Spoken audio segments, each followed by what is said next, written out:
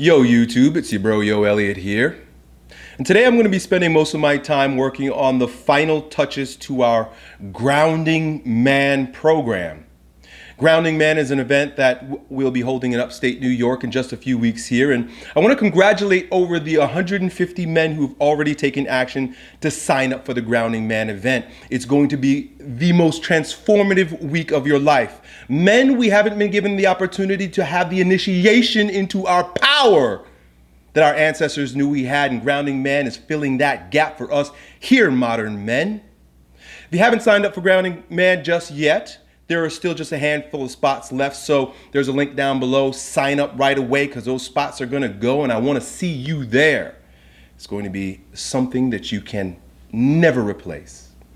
So as I'm designing the program, I'm thinking about the parallels between many of the world's traditions and psychological understandings with regard to the development of the masculine, the mature, powerful, sovereign, kingly masculine that resides in every single one of us. And so I was reminded of one of my more popular videos on my Elliott Hulse channel that I made a few years ago, where I talk about Friedrich Nietzsche and his description of the evolution of the divine masculine here on earth. Basically how a boy becomes a man.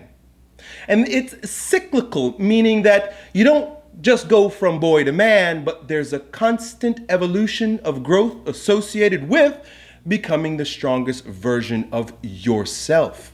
And as a man, that looks like a king. And so that path toward kingship in Friedrich Nietzsche's Thus Spake Zarathustra, I always have a hard time saying that. In it, he talks about how we all start out in the world as a camel. He uses animals as a metaphor. And a camel represents the beast of burden. A camel doesn't have much say for what's laid on his back. In the same way, you show up in this society and you really don't have much say for what the world is going to lay on you. You've got to eat this at this time. You got to do this at this time. You got to wear this because mommy says so. You got to go to school. You got to poop in a potty. You got to... All these things that are associated with being conditioned in the world begin in the minute we get here. We have no say. And it goes that way through elementary school when you put on your little neat clothes and your little hat and your backpack and you're off to get conditioned. And then throughout high school, we're taught that you got to take it into your own hands and be a big boy about the brainwashing for yourself. And so the conditioning then becomes self-imposed. You go off to college, by then you're already deep-seated in the matrix, and most of us don't have much choice at that point any longer until you face yourself. And this usually happens, in my experience, usually around the age of 24. But it could happen at any time. Don't take that literally. But I see so many, and I experienced it in myself, that at about the age 24, we start looking around and saying, what the fuck? This is what I've been gearing up for? This is what everybody has been telling me you're going to grow up and be a big boy about? And usually disillusion sets in if you're paying attention. And so that camel, that beast of burden, that you that has been carrying the expectations of the world for all those years, faces the dragon. That's when the evolution begins. Faces that dragon. And in Nietzsche's story, the dragon is called thou shalt. And on each and every one of thou shalt scales, there are a little message about what thou shalt and thou shalt not do. And as that camel faces that dragon and sees all those boundaries laid before him, conditioning laid before him, expectations laid before him, deep, dark societal secrets in that dragon before him, he triumphs. And when that camel triumphs against that dark dragon of thou shalt, he becomes a lion. And when you become a lion, young man, that's when you begin feeling your power. Start recognizing in yourself the masculine, aggressive power that's associated with building worlds and conquering and doing all the things that rise up from within us, that are stimulated by passion, that have a sense of sovereignty associated with it. You really begin to come into your own. Testosterone is at its highest. Your body is at its strongest. Your mind is at its sharpest. You're a lion, baby. But time wears on as with everything. And like I said before, there's a secular pattern associated with our evolution. And so at a certain point, that lion is asked to transmutate. And rather than facing the dragon outside himself, that lion is forced to face dragons within. He's forced to go within, sitting high on top of the pride, watching and looking over all his dominion, all he's been able to achieve. The only other place to go, the only other place to conquer is within. And when that lion uses his courage to go in, he's transformed once again. But not into a bigger lion. He turns into a baby. This is significant. It's not that the baby is less than the lion. In fact, the baby is greater than the lion because the lion is already crystallized, is already materialized, is already associated with the ego of winning in its way. When that lion becomes a baby, he turns new. There's a brand new opportunity. The slate is clean. Limitless possibilities face him because he lets go of everything that he's had before. This is the essence of death and rebirth. But like I did with my finger before, the cycle moves up. So that baby ain't just a baby coming out the womb, fresh and new. That baby comes with the wisdom of the lion and the experience of the camel defeating the dragon. That's a wise, wise, wise baby. And that baby can choose much more appropriately in a much more grounded way. So we're wanting to become that baby once again, and all the courage associated with letting go, letting down, and starting new is exactly what allows you to go on that next new journey. By and by, the camel comes back again, except this time, they weren't laid on you from without, but because you were a baby of wisdom, you chose what you were going to lay on you, and you carry it with dignity until you no longer need to. Cyclical evolution of men, constantly going through death and rebirth cycles, heroes' journeys, if you will. Because that's exactly what it is each time. Never ending.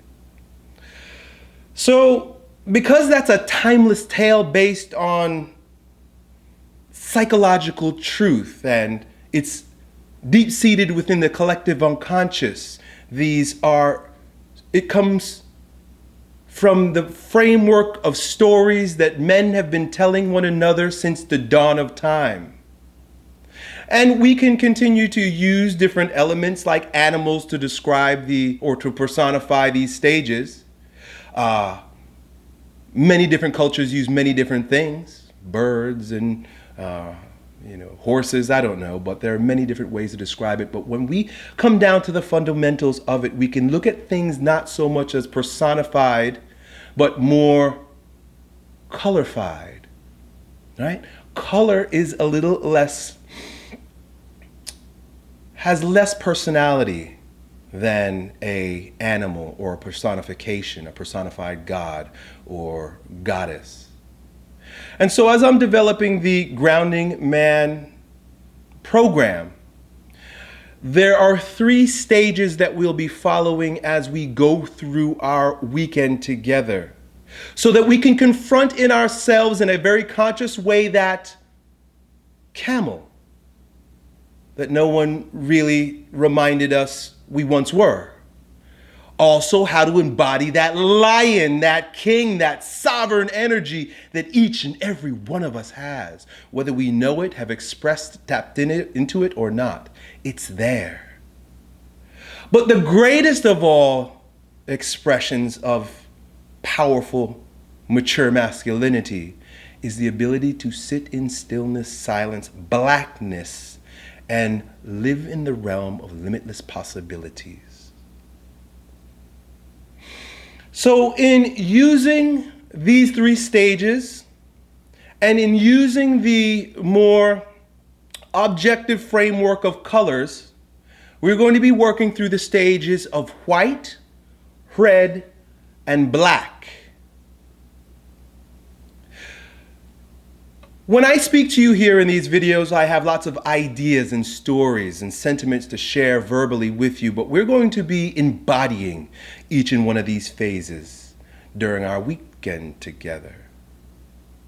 And when we explore the white, when we really look at how innocent we were when all those burdens were laid upon us, when we forgive ourselves for being brand new and not knowing, when we forgive ourselves for forgetting that we came here so that we can have this experience, and forgiving the people in our world who laid those burdens on our backs when we were just tender children, really getting in touch with that. Why are we here? What's going on? Why did we forget our truth, and how do we remember?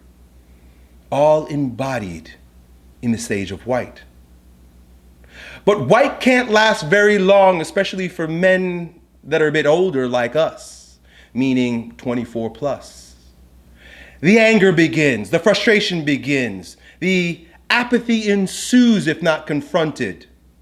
The feelings associated with being stifled and carrying all that burden all your life must be confronted, and anger is the only emotion that will throw it off. Yes, there's deep sadness, there's longing, there's grieving. Those are black, but your anger is red. And whether or not you have a tremendous amount of anger wanting to be expressed on the surface like a man like me, or if it's been so far buried underneath the burden of the world's expectations that you can't even see it. It'll either be a spill-off of anger or a stimulating of it. But it's there, and it is our red, and it is our right to express it. That's why young men go into war, they go into battle, they play football, they do crazy things.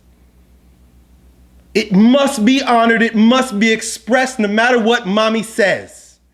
You gotta be an angry man at some point because it has everything to do with accessing your power. You can't have your love in a deep, passionate way if you don't have your anger. You can't have your yes to life if you don't have your no. And so we will be breathing and embodying our anger during these days, and you don't want to miss it.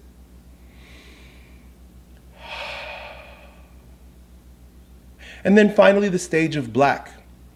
Such a mystical stage. One that I would say that many young men are confused and not sure about what it may look like because the world is so anti-black. We get it with the red. We understand the white, but the black is mystical because the black is the void. The black is where we sink. Think of the dirt, the soil deep down within the earth. Black. Nourishing, dark, cold, lonely. Down there you might find some sadness. Down there you might find your grieving. Down there you might find all the pain that's exposed when the anger is spilled off. Softness. Black is associated with yin. Yin is associated with pregnancy. Pregnancy is the openness to infinite possibilities. But we will never know the black until we confront our own inner red and let it go. I stand here in front of you as a man who's been through the tunnel, as a man who's confronted his black, as a man who has done shadow work, because that's what happens with the black. And you ought to know that being reborn has everything to do with dying first, and black is like a blackout to life. What do you need to let go of? What do you need to die to? What do you need to open up in your life so that your truth might shine through?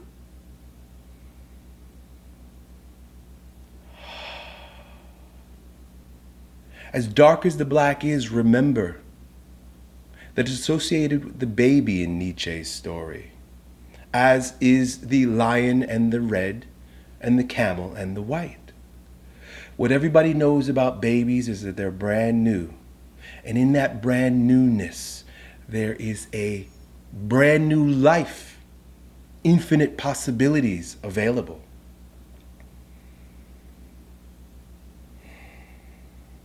Many of you will be asked to let go of things that no longer serve you. Die to those character traits, personality traits that no longer serve you, ways of being that no longer serve you. Letting go is scary because just like the black cosmos, you'll just fly into the abyss. There's no stability. There's pure potential. I'm so looking forward to meeting all of you who've already registered for our Grounding Man event. I'm so looking forward to bringing you through these stages and personifying, embodying, and breathing through our powerful emotions so that we can access them there and carry them into our lives. Those of you who enjoy watching my videos and you watch through to the end here, thank you. If you are in a position to make that choice, take that call, join us in June, click the button down below and get started right away. Don't think twice. And for those of you who maybe can't make it this time, although every event is unique and brand new in itself and can never be replaced, never be repurposed, never be redone, this is something that I intend to do at least on an annual basis. Don't hesitate. Don't wait till next year because you never know. But this is your chance if you can. Join Yo. Join the tribe of warriors. And let's be about the upliftment and the bringing forth of the light in this world. It begins with us men. Done.